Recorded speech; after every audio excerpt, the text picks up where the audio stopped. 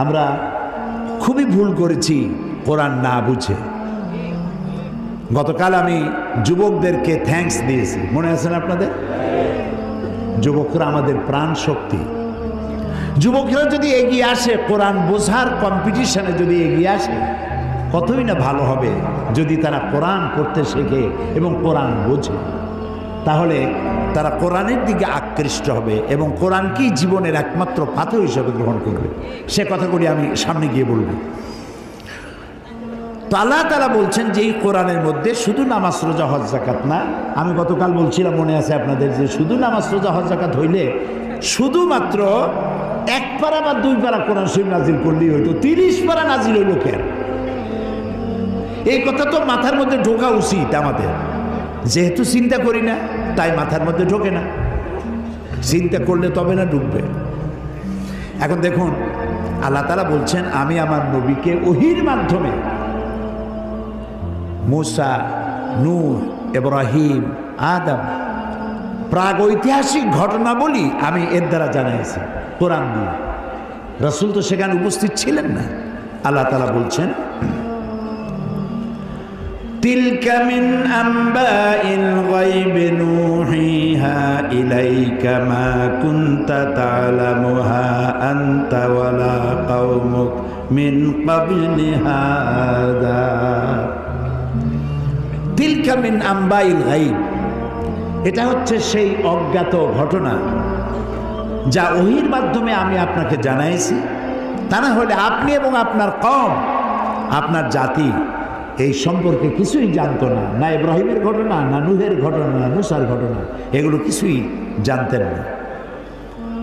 হযরত ইউসুফ আলাইহিস সালামের কথা বলে আল্লাহ তাআলা বলছেন যালিকা মিন আম্বাইল গায়বি নূহিহি ইলাইকা ওয়া মা কুনতা লাদাইহিম ইজ আজমাউ ওয়া হুম ইয়ামকুরুন। এটা হচ্ছে সেই অজ্ঞাত কাহিনী যা আমি ওহীর মাধ্যমে আপনাকে জানাইছি। অথচ তার ভাইয়েরা যখন ইউসুফ আলাইহিস সালামের বিরুদ্ধে ষড়যন্ত্র করছিল তখন আপনি তার কাছে ছিলেন না, আমি আপনাকে জানাইছি ওহীর মাধ্যমে। মুসা আলাইহিস সালামের ঘটনা আল্লাহ তাআলা বলে তারপরে বলতেছেন ওমা কুনতা বিজানিবিল গারবিয়্যি ইজ কাদাইনা মুসা আমরা ওমা কুনতা মিনাশ শাহিদিন। মুসা আলাইহিস সালাম তিনি পশ্চিম সেই সিনাই পর্বতের পশ্চিম দিগন্তে, পশ্চিম প্রান্তে তিনি যখন আক্রান্ত হয়েছিলেন সেখানে আপনি উপস্থিত ছিলেন। আমি আপনাকে ঘটনার মাধ্যমে জানাইছি। মুসা আলাইহিস সালামের উপরে যেখানে ওহী নাজিল হয়েছিল সে জায়গাটাও আল্লাহ তাআলা আমাকে দেখাইছেন। আলহামদুলিল্লাহ। মিশর কায়রো এর রাজধানী, মিশরের রাজধানী কায়রো, জামিয়া আল আজহার পৃথিবীর বহু পুরাতন ইউনিভার্সিটি, বিশাল এরিয়া, প্রায় 56,000 ছাত্রছাত্রী লেখাপড়া করে সেখানে। কত বড় বিশ্ববিদ্যালয়, কতগুলি ক্যাম্পাস। তো সেই বিশ্ববিদ্যালয়ের আমন্ত্রণে আমি সেখানে গিয়েছি, 5 দিন ছিলাম। আমি বলেছি যে মিশরে তো জীবনে আসি নাই, আমাকে ঘুমাবার একটু সময় দিও রাত্রে, বাকি আমার একটু ঘুরাও। 5 দিনে 4,500 কিলোমিটার দৌড়াইছি। সিনাই পর্বতের সেইখানে গিয়েছি যেখানে ওহী নাজিল হয়েছিল। মুসা আলাইহিস সালাম মাদায়েন থেকে এসেছেন, প্রচণ্ড ঠান্ডা, পথ হারিয়ে ফেলেছেন। স্ত্রীকে বলছেন সাথীদেরকে এখানে অপেক্ষা করো, আমি একটু ওই যে আগুন দেখা যায়, আমি হয় আগুন আনবো আর না হয় আগুন দিয়ে আলো দিয়ে রাস্তা চিনে নেব কোন দিকে যেতে হবে। ফালাম্মা আতাহা, যখন তিনি ওই আগুনের কাছে গেলেন, নুদিয়া ইয়া মুসা ইন্না আনা রাব্বুক, হে মুসা এটা আগুন টাগুন কিছু না, আমি তোমার রব, আমি তোমার আল্লাহ।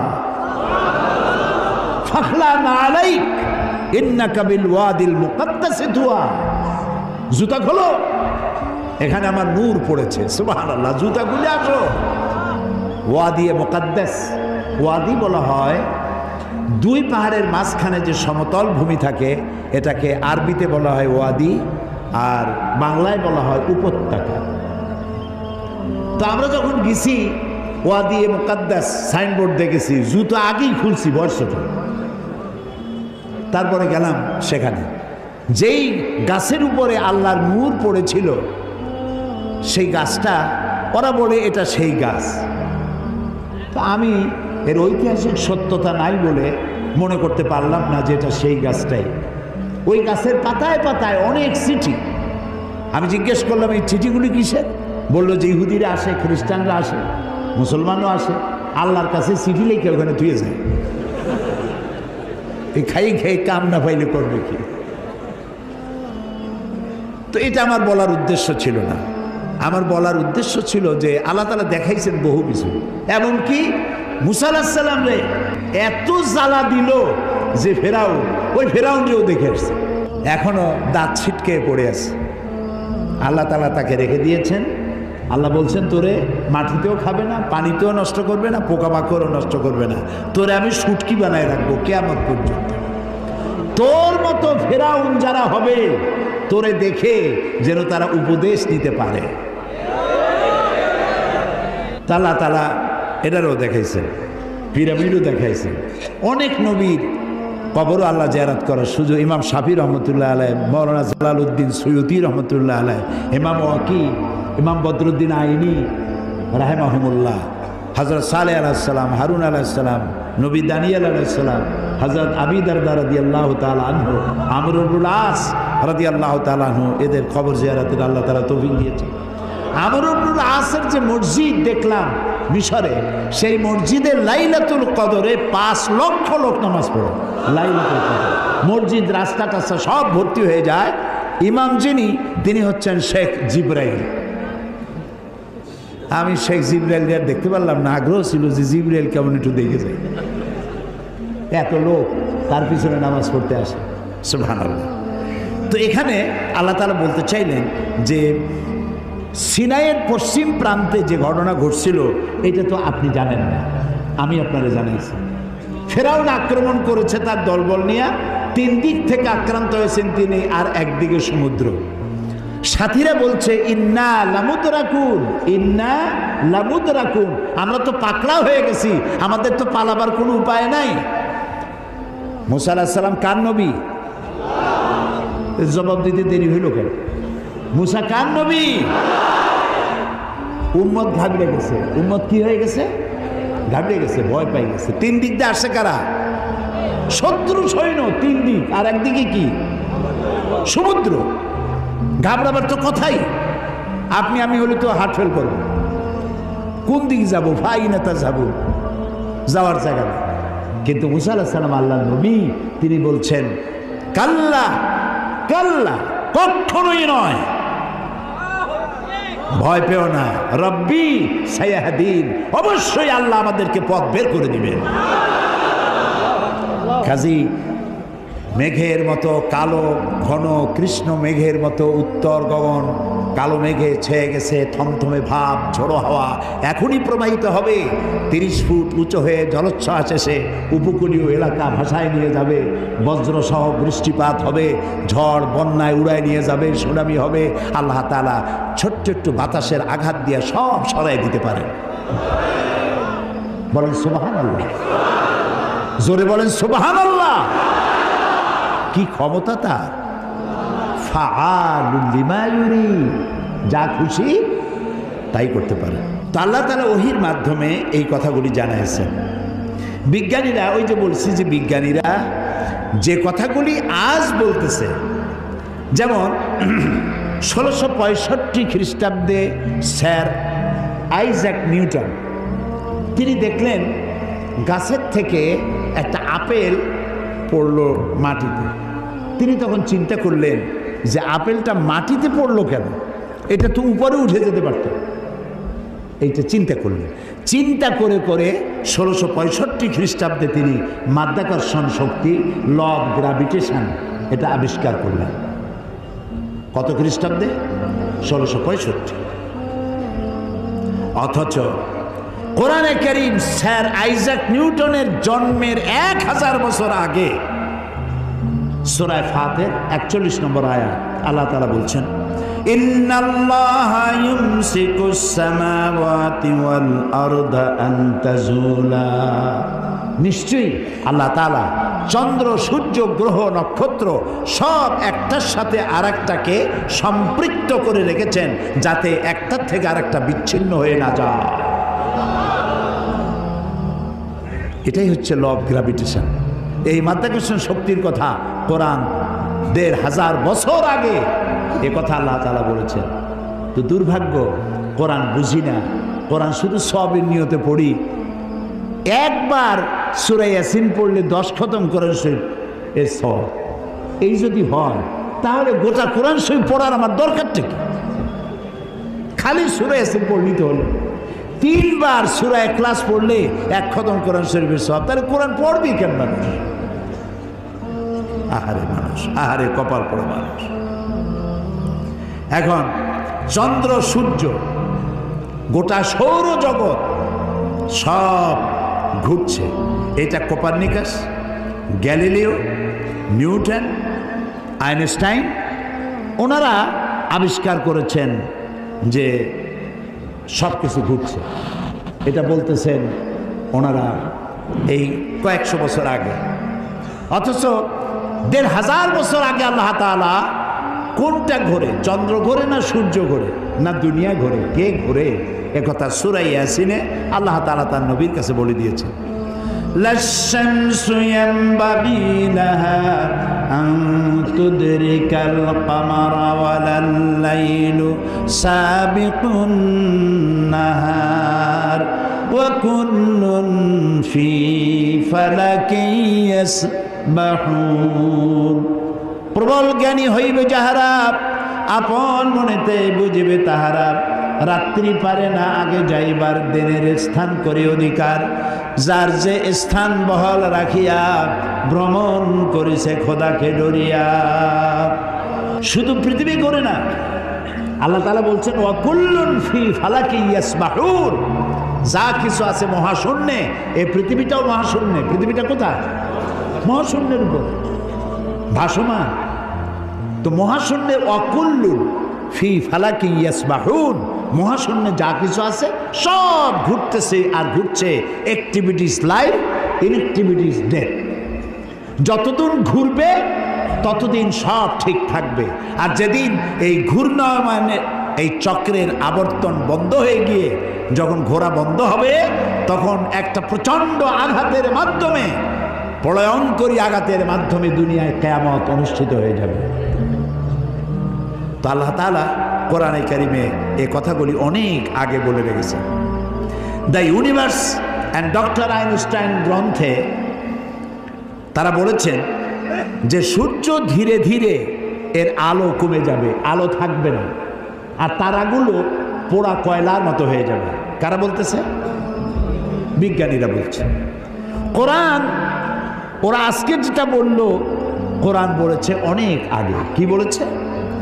ইয়াসআলু আইয়ানা ইয়াউমুল কিয়ামাতি ফাইযা বারিকাল বাসারু ওয়া খাসাফাল কামারু ওয়া জুমিআশ শামসু ওয়াল কামার। আল্লাহ তাআলা বলছেন এরা রাসূলকে জিজ্ঞেস করে কিয়ামত কবে হবে। তো আল্লাহ তাআলা বলছেন জবাব দিয়ে দেন, কিয়ামত হবে যে সময় চন্দ্র আলো হারিয়ে ফেলবে, সূর্য আলো হারিয়ে ফেলবে, আর চাঁদ আর সূর্য এগুলি সব একাকার হয়ে যাবে। তাহলে এই কথাগুলি বিজ্ঞান আবিষ্কার করার অনেক আগে কোরআন এসব কথা বলে রেখেছে। প্রকৃতির নিয়মে একদিন সব লণ্ডভণ্ড হয়ে যাবে। কুল্লু মান আলাইহা ফান। আল্লাহ তাআলা বলেছেন সব ধ্বংস হবে, কিচ্ছু থাকবে না আল্লাহ ছাড়া। কে ছাড়া? আল্লাহ ছাড়া কেউ থাকবে না, কিচ্ছু থাকবে না। এ কথা বিজ্ঞান জানার আগে আল্লাহ তাআলা কোরআন শরীফে বলে রেখেছেন। এই যে মাত্র 100 বছর পর্যন্ত, গত 100 বছরের আগ পর্যন্ত পৃথিবীর মানুষের ধারণা ছিল যে চাঁদ নিজে আলো দেয়, চাঁদ নিজে আলো দেয়। আর বলতো বুড়ো বুড়িরা যে চাঁদের মধ্যে যে কালো কালো জিনিস দেখা যায় ওইটা হলো একটা বট গাছ, ওইখানে একটা বুড়ি থাকে। তো ছোটোবেলায় চিন্তা করতে আমার বুড়ি অনেক করে কি, তো বলতো যে বুড়ি ওইখানে সুতা কাটে। তো তখন খুব বেশি চিন্তায় পড়তাম, এত পরিশ্রম করে এই বুড়ি সুতা কাটিয়া, এই বুড়ি খায় কি? পরে জানা গেল যে ওখানে বট গাছও নাই আর ওখানে কোনো বুড়িও থাকে না। এই চাঁদ এর নিজস্ব কোনো আলো নাই, এই কথা 100 বছরের মতো হলো বিজ্ঞানীরা আবিষ্কার করেছে, কিন্তু আল্লাহ তাআলা বলে রেখেছেন 1400 বছর আগে। সুবহানাল্লাহ। আল্লাহ তাআলা সূর্যকে বলেছেন, খুব লক্ষ্য করুন, সূর্যের আরবি হচ্ছে শামসুন, সেরাজুন, ওয়াহাজুন, দিয়াউন, এগুলি সূর্যকে বলা হয়েছে। এর অর্থ কি? সূর্যকে বলা হয়েছে আলো, আলো উৎপাদনকারী, উত্তাপ সৃষ্টিকারী, আলো বিকিরণকারী, উত্তপ্ত, উজ্জ্বল, প্রজ্জ্বল, আলো বিকিরণকারী, এটা হলো সূর্য। আর চাঁদ সম্পর্কে কি বলছে লক্ষ্য করুন। আলাম তারা কাইফা খালাকাল্লাহু সাবআ সামাওয়াতিন তিবাকা وجعل القمر فيهن نورا وجعل الشمس سراجا। মহাপবিত্র সেই মহান সত্তা আল্লাহ রাব্বুল আলামিন, যিনি 7 আসমান সৃষ্টি করেছেন। ওয়াজআলাল কামারা ফীহিন্না নূরান, আর যিনি চাঁদ সৃষ্টি করে তার মধ্যে আলো দিয়েছেন। ওয়াজআলাশ শামসা সিরাজা, আর সূর্যকে করেছেন উজ্জ্বল আলো সৃষ্টিকারী।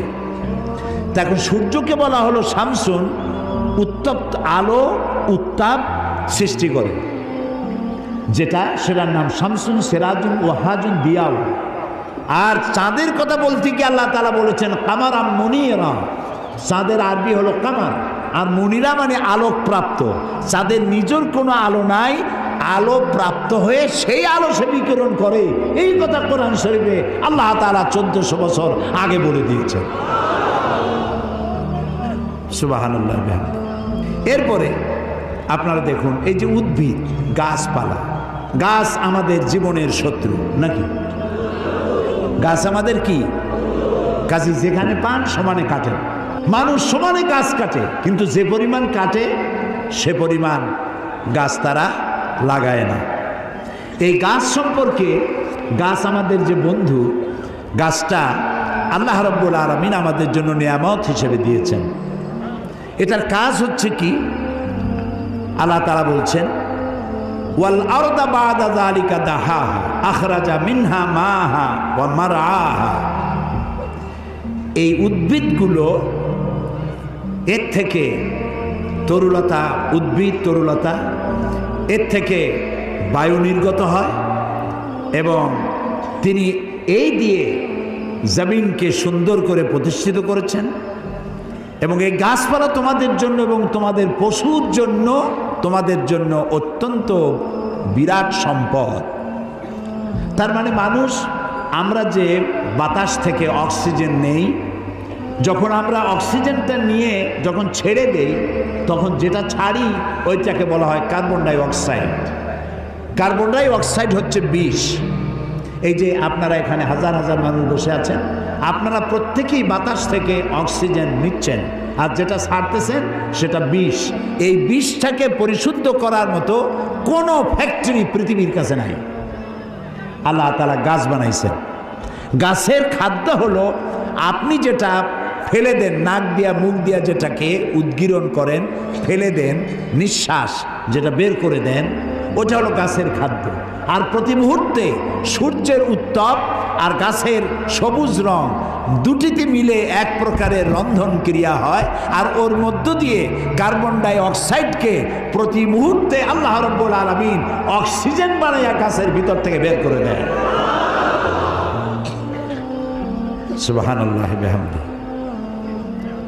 এই মানুষের সৃষ্টির জন্য আল্লাহ তাআলা বলেছেন খালাকালাকুম মা ফিল আরদি জামিআ, এই পৃথিবীতে যা বানাইছি সব তোমার জন্য। সুবহানাল্লাহ। বিজ্ঞানীরা বলেছেন পাহাড়ের অত্যুচ্চ শিখর থেকে শুরু করে আটলান্টিক মহাসাগরের অতল তলদেশ পর্যন্ত যেখানে যা কিছু আছে সবগুলি মানব সেবায় নিয়োজিত। সব মানুষের খেদমতের জন্য আল্লাহ বানিয়েছে। এখন প্রশ্ন উঠতে পারে, সব মানুষের খেদমতে বুঝলাম, কিন্তু মশা দিয়া কি খেদমত হয়? মশার কামড়ের চোটে বাড়ি থাকতে পারি না, এ প্রশ্ন উঠতে পারে কিনা? উঠতেই পারে। আল্লাহ যদি সবই মানুষের কল্যাণে বানায়, তে মশা বানাইছি কি কামে? আপনি বোঝেন না, বোঝেন নাই। একটা মশা, একে সহজে মারাও যায় না। ওকে বহু কায়দা করে হাতটা আস্তে নিয়ে যেইটা মারবেন তার আগেই সে উড়ে চলে যাবে, খুব চালাক। এই মশা কি জন্য বানাইছেন আল্লাহ? এখন দেখেন, এই মশা মারার জন্য কত company, Mortein, aerosol, ICI company, মশারি, কত রকমের ওষুধ আর মশারি, এগুলো বানাবার পেছনে লক্ষ লক্ষ শ্রমিক কাজ করে, আর লক্ষ লক্ষ মানুষের পেটের ভাত জোটে। আপনি তো বুঝবেন না কোনটার মধ্যে কি জিনিস আছে, আল্লাহ বানাইছে কেন? তোমার মাথায় তো কুলাবে না। মশা আছে বলেই তো মশারি, মশা আছে বলেই তো মর্টিন বিক্রি হয় জম্মের মতো। এখন চিন্তা হয়তো, তাহলে সাপ বানাইছে কেন? সাপ বানাইছে কেন তা জানুন না তো? সাপের চামড়া দিয়ে, সাপের চামড়ার মেলা দাম, এ দিয়ে ভ্যানিটি ব্যাগ তৈরি হয়, মহিলারা ব্যবহার করে, খুব দামি। আর সাপের বিষ, এটা দিয়ে ঔষধ তৈরি হয়। সব থেকে বিষাক্ত সাপ যেটা, যেই সাপের বিষ ব্লাড টাচ করার সাথে সাথে মানুষ মারা যায়, এই ধরনের মারাত্মক আফ্রিকান কোবরা, সেই সাপের বিষ দিয়ে মানুষের জীবন রক্ষাকারী লাইফ সেভিং মেডিসিন তৈরি হয়। সুবহানাল্লাহ। মরবে ঠিক, মানুষ মরবে ঠিক, কিন্তু মরার আগেও কথা বলে মরবে, এরকম ওষুধ সাপের বিষ দিয়ে তৈরি হয়। সুবহানাল্লাহ, সুবহানাল্লাহ। আমরা আল্লাহ তাআলার সৃষ্টি সম্পর্কে গবেষণা করলেই বুঝতে পারবো, আর চিন্তা ভাবনা না করলে খালি যদি খায়, জম্মের খাওয়া খাইয়া পেট একটা তরমুজের সাইজ বানায় খালি, কিন্তু চিন্তা করে না খাইলাম কি। প্রিয় ভাই সব, এরপরে আল্লাহ তাআলা এই কোরআন শরীফের মধ্যে বলেছেন, আমি তোমাদেরকে পানি দিয়েছি। কি দিয়েছি বলেন না? পানি। জীবনের জন্য পানি সব থেকে বেশি প্রয়োজন। জীবনের জন্য সব থেকে বেশি প্রয়োজন কি? পানি। এই পানি, এর এক নাম হলো জীবন। পানির এক নাম, এই পানি যদি বগুড়ায় 10 ফিট উঁচু হয়ে আসে, নাম হবে কি? মরণ। একটু আগেই জীবন, পর মুহূর্তে মরণ। এই পানি আল্লাহ তাআলা জীবনের জন্য পানি সৃষ্টি করেছেন। ফারাক্কার বাঁধটার নানান রকমের বাঁধ দিয়ে, আন্তর্জাতিক নদীর বাঁধটার দিয়ে পানির সর্বনাশ হবে, নদীর নাব্যতা কমে যাবে, আপনার পানির সংকট হতে পারে। এটা সব থেকে বেশি কে জানে? এই আল্লাহর নামে তো আসছে কোন কেন, কে জানে? ওই আল্লাহ রাব্বুল আলামিন প্রাণী জগতের সবচাইতে বেশি প্রয়োজনীয় যেই জিনিসটি পানি, সেই পানির জন্য আল্লাহ রাব্বুল আলামিন একটি মহাদেশ, যেটা শুধু পানির পাহাড় অর্থাৎ বরফের পাহাড় দিয়ে ঘেরা একটা মহাদেশ, মানুষ নাই, জন নাই, মহাদেশটা শুধু পানির বরফের পাহাড় দিয়ে আল্লাহ বানায় রাখছেন। নাম কি? অ্যান্টার্কটিকা। এখানে শুধু আছে শ্বেত ভল্লুক আর আছে পেঙ্গুইন, পেঙ্গুইন পাখি। এই পেঙ্গুইন পাখি পানির মধ্যেও ডুবাইতে পারে, বাতাস দিয়েও উঠতে পারে। এই পেঙ্গুইন পাখিগুলি আমি দেখেছি, সে ডিম পেড়ে তাকে 3 মাস 90 দিন ডিমে তা দিতে হয়। ডিমটা পারলো কিসের মধ্যে? বরফের মধ্যে। এখন ওর তো তাপ না হলে তো ফুটবে না, সেই জন্য ওইটার উপরে তাকে দাঁড়ায় থাকতে হবে। পেঙ্গুইন কিন্তু আবার এই শুইতে বসতে পারে না, দাঁড়ায় থাকে। আর গায়ে একটা কালো চাদরের মতো, বুকটা সাদা, মনে হয় সৌদি প্রিন্স। হাঁটেও খুব কায়দা করে, জমিদারি স্টাইলে হাঁটে। তো বাচ্চা ডিম দিয়ে ডিমের উপরে সে দাঁড়ায় থাকে, তার শরীরের একটা অংশ ডিমের উপরে দিয়ে দাঁড়ায় থাকে। 3 মাস 90 দিন দাঁড়ায় থাকতে হবে। এই 90 দিন সে খাবে কি? ওর স্বামীকে, পুরুষ পেঙ্গুইনকে আল্লাহ এত দয়া দিছেন, ও মাছ ধরে ধরে প্রত্যেক দিন ওর বউরে খাওয়ায়। সুবহানাল্লাহ, সুবহানাল্লাহ। এই যে টেলিভিশনের মধ্যে নানান রকমের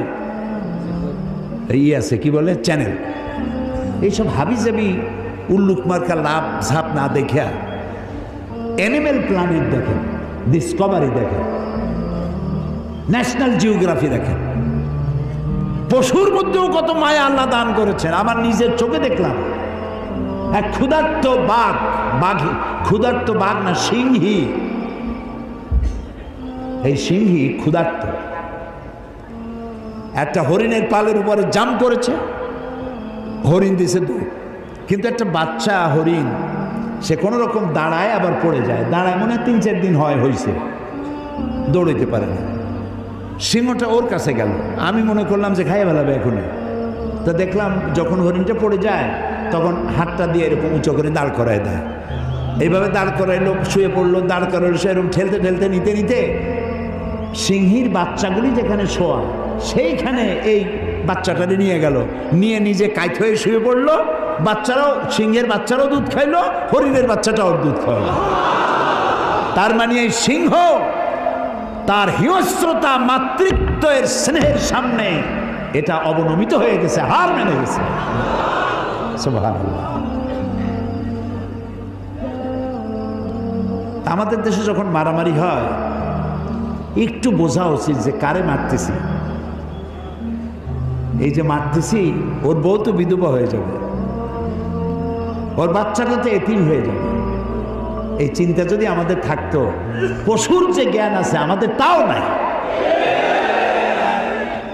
এই পৃথিবীতে যত কুমিরে মানুষ মারলো, কুমিরে খাইলো, হাঙ্গরে খাইলো, বাঘে খেলো, সাপে খেলো, পৃথিবীর সমস্ত প্রাণী, হিংস্র প্রাণীরা যত না মানুষ মেরেছে তার থেকে 1000 গুণ বেশি মানুষেরা নিজেরা মারামারি করছে, বেশি মরেছে, বেশি।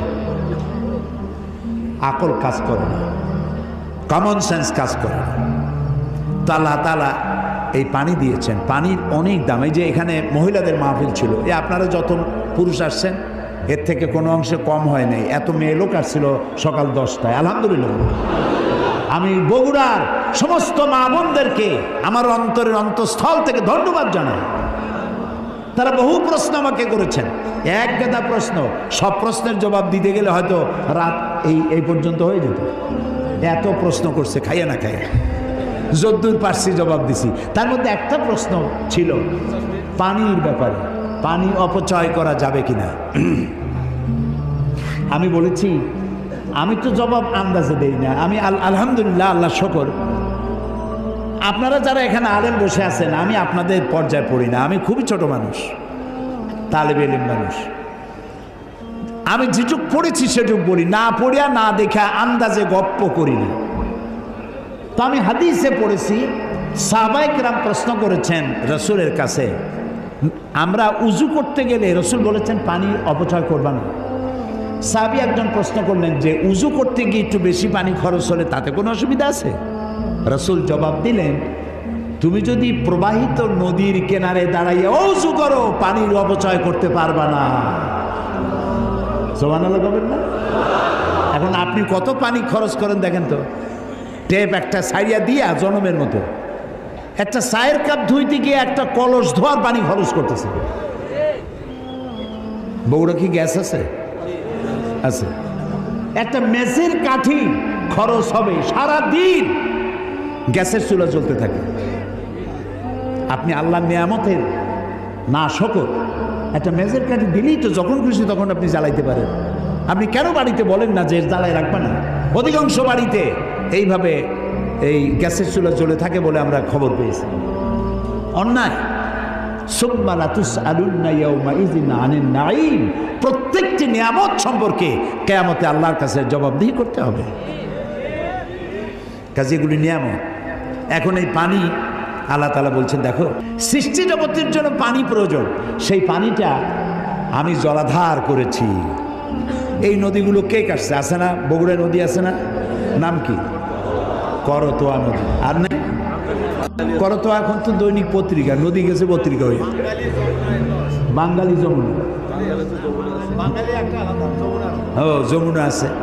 আচ্ছা, এই নদীগুলো কে বানাইছে? কোন সরকার? কে বানিয়েছেন? অসংখ্য নদী বানালেন, সমুদ্র বানালেন, মহাসমুদ্র বানালেন। পৃথিবীর 4 ভাগের 3 ভাগ পানি আর 1 ভাগ হচ্ছে স্থল। এই পানি আল্লাহ তাআলা জলাধার বানায় রেখেছেন। নদী কি সোজা না আঁকাবাঁকা? খালগুলো সোজা না আঁকাবাঁকা? কেন চিন্তা করেছেন কখনো? করেননি। আঁকাবাঁকা করা সোজা যদি হয় তাহলে শুধু 2 পারের মাটি উপকৃত হবে, আর যদি আঁকাবাঁকা হয়ে যায় তাহলে বেশি পরিমাণ মাটি এই পানির দ্বারা ফায়দা পাবে। এই জন্য আল্লাহ তাআলা আঁকাবাঁকা করে দিয়েছেন। সুবহানাল্লাহ, সুবহানাল্লাহ, সুবহানাল্লাহ।